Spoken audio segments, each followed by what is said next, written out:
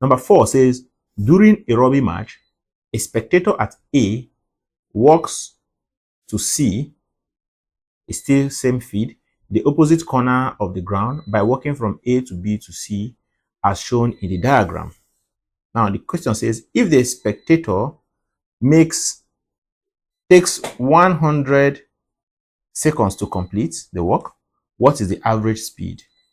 Average speed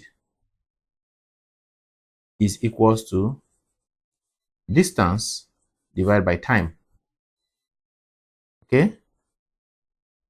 For speed has to do with the distance divided by the time. So what we are going to do now is to add up the distance from A to B and to C. All right. So this is 70 plus 160. That should be 230. So our distance is equal to 230 meters. That is 70 meters plus 160 meters. While the time taken is given to be 100 seconds.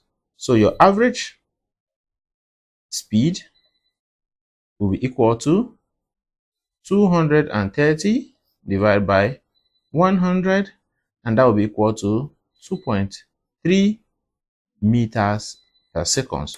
So our answer is 2.3 meters per second, and which is just here for us. Okay, these are the options.